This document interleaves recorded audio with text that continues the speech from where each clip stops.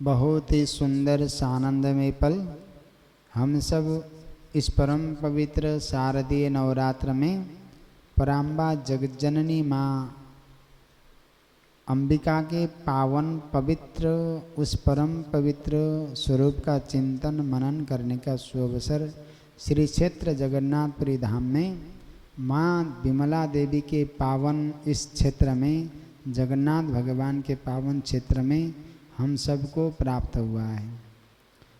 एक बात बड़ा मार्मिक है जीवन में सब लोग कहते हैं भगवान के पास पूर्ण रूप से समर्पित हो जाइए, और हम लोग पूर्ण रूप से भगवान के पास समर्पित हो नहीं पाते। एक कड़वा सच है, स्वीकार तो नहीं करेंगे, परंतु ये यथार्थ सत्य है। जिसने अंतर्मन से भगवान को सब कुछ समर्पित कर दिया हो, वो मान अपमान लाभ हानि यश अपयश सुख दुख इन वस्तुओं से परे चले जाता है। जिसने विशुद्ध रूप से भगवान की शरणागति स्वीकार की हो, उसको इस संसार से किसी भी प्रकार की अपेक्षा नहीं रहती है।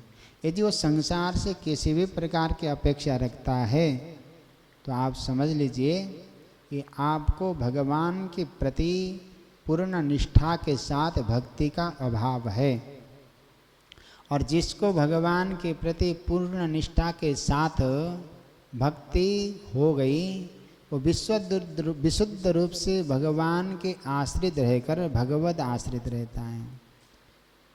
कभी कभी चिंतन आता है, जिस संसार के पास दुख के सिवा कुछ नहीं है, जिस संसार के पास प्रदर्शन के सिवा कुछ नहीं है, उस संसार से हम मांग रहे हैं तो क्या मांग रहे हैं।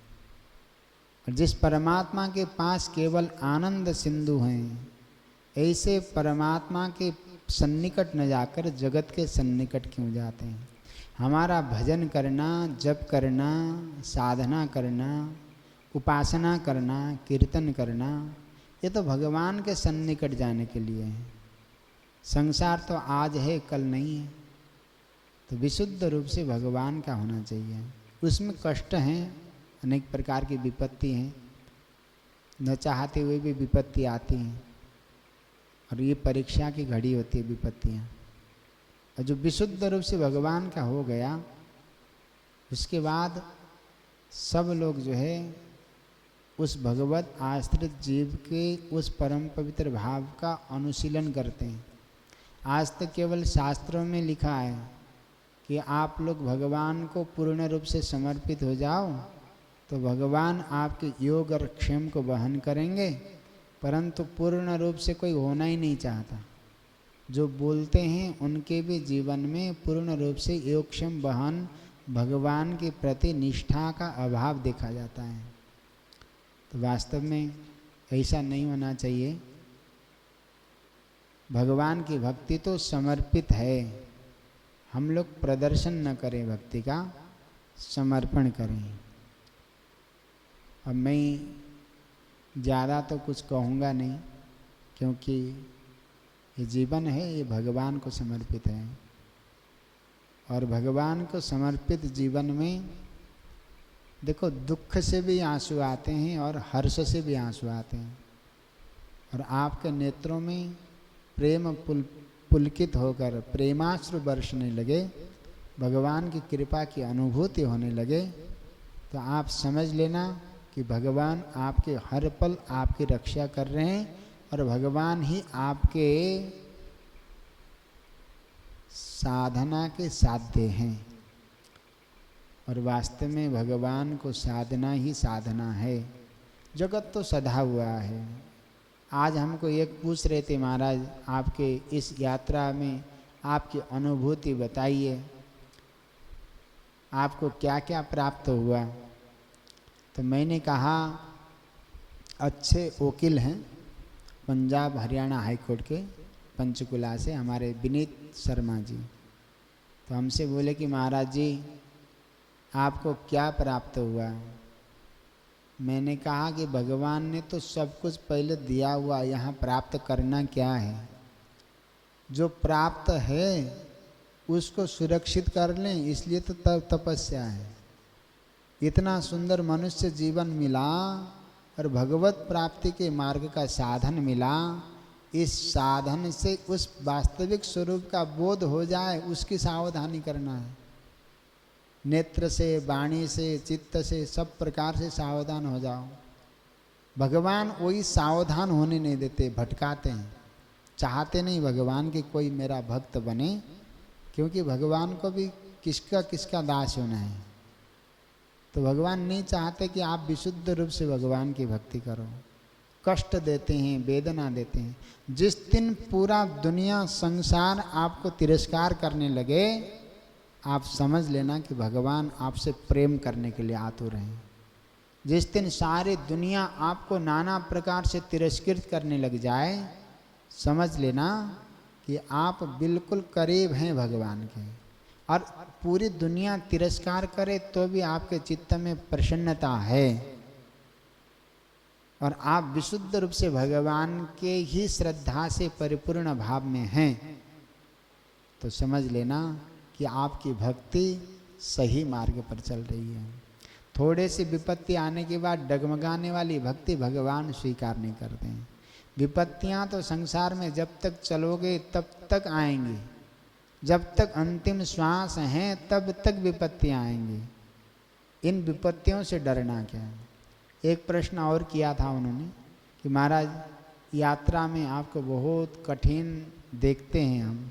मैंने कहा मेरे जीवन की कठिनाइयों को मत देखो, क्योंकि मैंने उन कठिनाइयों को सहस्र स्वीकार किया है और शांति से स्वीकार किया है, अपने ही खुशी से स्वीकार किया है। आपको उन कठिनाइयों को दिखाने के लिए मैंने उन कठिनाइयों को स्वीकार नहीं किया है। तो फिर उसके बाद बोले कि महाराज जी यात्रा कैसे चलती है। हमने कहा भगवान जैसे चलाते हैं ऐसे चलता है। कभी कोई कह देता है कि महाराज जी आपको ये हम कर देंगे, हम कहते ठीक है कर दो, विश्वास भी करते क्योंकि वो भी भगवान का स्वरूप है।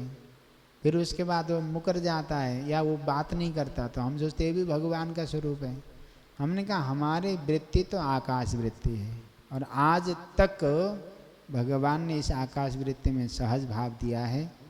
और यहाँ संसार की वस्तु पदार्थ मिले न मिले, परंतु अपनी भक्ति और अपनी यात्रा तो ये प्राण जब तक हैं तब तक चलेगी। हमारे पूज्यपाद बाबा जी गौड़ीय परंपरा के श्याम सुंदर बाबा जी कैंसर के अंतिम अवस्था में भी विशुद्ध रूप से गिरिराज जी की परिक्रमा करते करते चले गए। हम तो सोचते हैं महाराज आँख से देख सकते हैं, वाणी से बोल सकते हैं, पैर से चल सकते हैं, और हमको भगवान का नाम लेते लेते चलने में क्या दिक्कत है। लक्ष्य तो एक ही है कि देहाध्यास समाप्त हो जाए, और इस देहाध्यास समाप्त होने के लिए तो भगवान की भक्ति करते हैं। और इसमें संसार की प्राप्ति के लिए हमारी यात्रा नहीं है। संसार चारों तरफ से तिरस्कार करे, इसको हृदय से स्वीकार करेंगे। बाकी न संसार की प्राप्ति हमारा लक्ष्य है, न संसार की वस्तुओं की प्राप्ति हमारा लक्ष्य है। बस इस हरिनाम संकीर्तन के साथ जुड़ने वाले, हरिनाम संकीर्तन करने वाले हमारे यात्रा के साथी हैं। और हरिनाम संकीर्तन न करते हुए केवल केवल केवल हमारे पैरों में क्या हुआ, हमने आज कितना कष्ट उठाया, इसको देखने वाले हमारे यात्रा के साथी नहीं हो सकते महाराज। बुरा लगेगा अच्छा लगेगा, क्योंकि हमको कुछ चाहिए ही नहीं किसी से, किसी प्रकार का कुछ नहीं।